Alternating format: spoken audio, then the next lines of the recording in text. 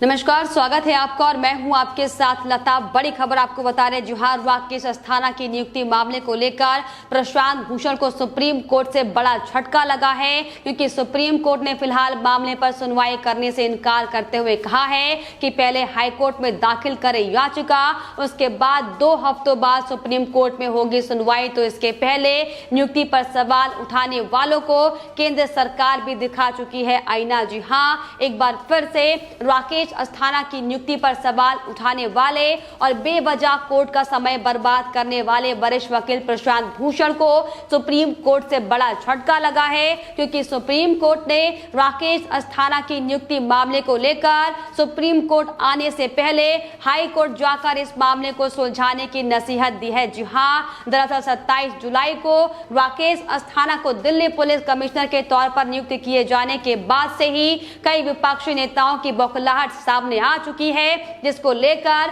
नियुक्ति को रद्द करने की मांग को लेकर कभी हाई कोर्ट तो कभी सुप्रीम कोर्ट का दरवाजा खटखटाने का काम किया जा रहा है और बेबुनियादी तर्कों को लेकर कोर्ट के सामने पेश कर कोर्ट का समय बर्बाद किया जा रहा है। और अब ऐसे में एक बार फिर से प्रशांत भूषण की ओर से सुप्रीम कोर्ट के सामने दलीलें पेश की गई थी, जिस पर सुप्रीम कोर्ट ने प्रशांत भूषण को फटकार लगाते हुए पहले हाई कोर्ट जाकर वहां पर याचिका दाखिल करने के निर्देश दिए हैं। जी हाँ, दरअसल दिल्ली पुलिस कमिश्नर के पद पर राकेश अस्थाना की नियुक्ति के खिलाफ दाखिल याचिका पर आज सुप्रीम कोर्ट में सुनवाई हुई है। इस दौरान CJI NV Ramana, justice DY Chandrachud और जस्टिस सूर्यकांत की बेंच में सुनवाई की गई, जिसमें सुनवाई के दौरान सुप्रीम कोर्ट ने उनकी नियुक्ति को लेकर दिल्ली हाईकोर्ट में दाखिल याचिकाओं पर जल्द सुनवाई पूरी करने के निर्देश दिए हैं। सुप्रीम कोर्ट ने हाईकोर्ट से साफ तौर पर यह कहा है कि वो दिल्ली पुलिस कमिश्नर के पद पर अस्थाना की नियुक्ति को लेकर जल्द से जल्द इस पर सुनवाई करे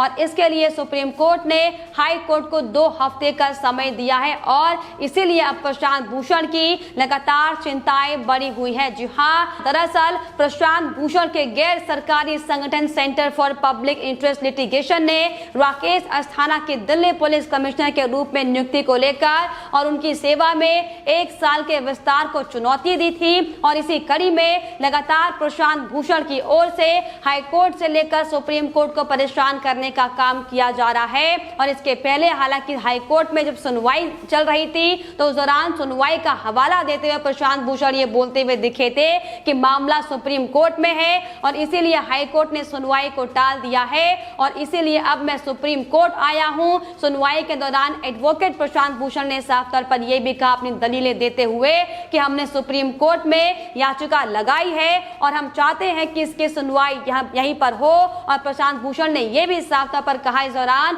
कि बेतुकी याचिकाएं जानबूझकर हाई कोर्ट में दाखिल की जा रही हैं। ये नियुक्ति कानूनी तौर पर सुप्रीम कोर्ट के फैसले का उल्लंघन है और यही वजह है कि मैं आपसे सुप्रीम कोर्ट के सामने इस मामले की सुनवाई करने की गुजारिश करने के लिए यहाँ पर आया हूँ। जी हाँ, जिसके जवाब में चीफ जस्टिस एनवी रमणा ने साफ तौर पर सख्त लहजे में यह कहा है कि हम इस मामले की सुनवाई अभी नहीं कर सकते, क्योंकि मामला पहले से ही हाईकोर्ट में पेंडिंग है और इसीलिए कोर्ट ने दिल्ली हाईकोर्ट से इस मामले को लेकर सुनवाई पूरी करने की बात कही है। जिसके जवाब में प्रशांत भूषण ये दलील देते हुए दिखाई पड़े थे कि वो जो याचिका हाईकोर्ट में डाली गई थी वो इसी याचिका की कॉपी पेस्ट याचिका थी। जी हाँ, और दरअसल ये बड़ी वजह है कि अब जो सुप्रीम कोर्ट की ओर से हाईकोर्ट को 2 हफ्ते का समय दिया गया है, प्रशांत भूषण की चिंताएं बढ़ी हुई हैं। तो वहीं दौरान सुनवाई के दौरान सॉलिसिटर जनरल तुषार मेहता ने भी प्रशांत भूषण को आईना दिखाने का काम किया है और ये साफ तौर पर कहा है कि इस मामले को लेकर हाईकोर्ट में याचिका दायर की गई है,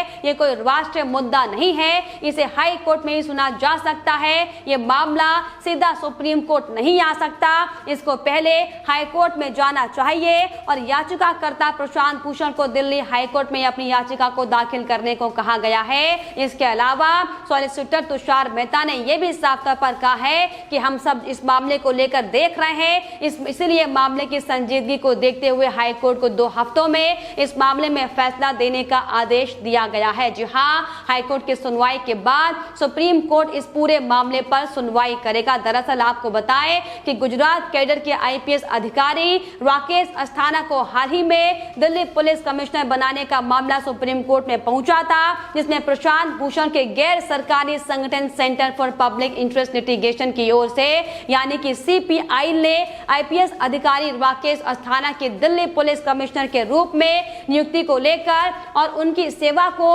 1 साल बढ़ाए जाने को लेकर इस पर चुनौती दी थी। एनजीओ ने सुप्रीम कोर्ट से केंद्र सरकार को 27 जुलाई के आदेश को भी रद्द करने का निर्देश देने का आग्रह किया था, जिसमें गुजरात कैडर से एजीएमयूटी कैडर में राकेश अस्थाना की अंतर कैडर प्रतिनियुक्ति को मंजूरी दी गई है। और अब जिस तरीके से एक के बाद एक हाई कोर्ट से लेकर सुप्रीम कोर्ट में इन तमाम मामलों को लेकर जो तमाम विपक्षी नेताओं को झटका लग रहा है, ये बड़ी वजह है कि लगातार प्रशांत भूषण कभी हाई कोर्ट तो कभी सुप्रीम कोर्ट का दरवाजा खटखटाते दिखाई पड़े हैं। लेकिन आपको बताएं कि जब से दिल्ली में दिल्ली पुलिस कमिश्नर के तौर पर राकेश अस्थाना की नियुक्ति की गई है, तभी से आम आदमी पार्टी से लेकर कांग्रेस पार्टी के नेता बौखलाए हुए हैं, क्योंकि इसको लेकर इसके पहले दिल्ली सरकार की ओर से भी राकेश अस्थाना की नियुक्ति का विरोध दिल्ली सरकार कर चुकी है। अस्थाना की नियुक्ति से घबराई दिल्ली सरकार ने भी विधानसभा में अस्थाना की नियुक्ति पर सवाल करते हुए विधानसभा में प्रस्ताव पारित करने का काम किया था, और जिसमें आम आदमी पार्टी के विधायक संजीव झा साफ तौर पर शर्मनाक बयान देते हुए दिखाई पड़े थे। उन्होंने आरोप लगाया था कि दिल्ली में राकेश अस्थाना को स्पेशल मिशन के तौर पर भेजा गया है। सदन में संजीव झा ने बयान देते हुए कहा था कि दिल्ली पुलिस कमिश्नर के तौर पर गुजरात कैडर के अफसर को क्यों आखिर नियुक्त किया गया है। केंद्र दिल्ली को काम करने से रोकना चाहती है और जो भी लोग इनके खिलाफ है उनकी आवाज को दबाया जा रहा है। तो इसके अलावा वहीं ये भी साफ तौर पर उन्होंने बयान देते हुए कहा था कि कोई बाहरी दिल्ली की समस्या का हल नहीं निकाल सकता है। तो वहीं इसके अलावा टुकड़े टुकड़े गैंग और विपक्षी गैंग की पैरवी कर चुके वकील एमएल शर्मा ने भी साफ तौर पर पीएम नरेंद्र मोदी और गृह मंत्री के खिलाफ कोर्ट में अवमानना याचिका को दाखिल किया था, और याचिका दाखिल कर ये मांग की गई थी कि ये नियुक्ति सुप्रीम कोर्ट के एक फैसले की अवमानना है और इसे रद्द किया जाए। तो वहीं जिस तरीके से एक के बाद एक दिल्ली पुलिस कमिश्नर को लेकर सवाल खड़े किए जा रहे हैं, तो वहीं जिस तरीके से अब ये मामला हाई कोर्ट में पहुंचा था, जिसके बाद केंद्र सरकार की ओर से भी साफ तौर पर विपक्ष को आईना दिखाने का काम किया गया था। और इसी कड़ी में हाल ही में हमने आपको रिपोर्ट भी दिखाई थी कि कैसे केंद्र सरकार की ओर से हाईकोर्ट में दिल्ली पुलिस कमिश्नर के रूप में नियुक्ति को चुनौती देने वाली याचिका पर केंद्र सरकार ने आपत्ति जताई थी, और यह साफ तौर पर बयान देते हुए कहा था कि प्राधिकारियों की ओर से की गई किसी भी नियुक्ति को चुनौती देना अखंडता बनाए रखने वालों के लिए एक पेशा बन चुका है। दरअसल आपको बताएं कि अधिवक्ता सदर आलम ने हाईकोर्ट में जनहित याचिका दायर की थी और नियुक्ति को रद्द करने की मांग की गई थी। तो साफ तौर पर जिस तरीके से दिल्ली पुलिस कमिश्नर राकेश अस्थाना जिस एक्टिव मोड पर आकर काम कर रहे हैं, एक के बाद एक जो ताबड़तोड़ एक्शन मोड पर राकेश अस्थाना दिल्ली में आए दिन दिखाई पड़ रहे हैं, ये दरअसल बड़ी वजह है कि दिल्ली सरकार से लेकर कांग्रेस पार्टी से लेकर तमाम अलग अलग राजनीतिक दलों में बौखलाहट मची हुई है, क्योंकि राकेश अस्थाना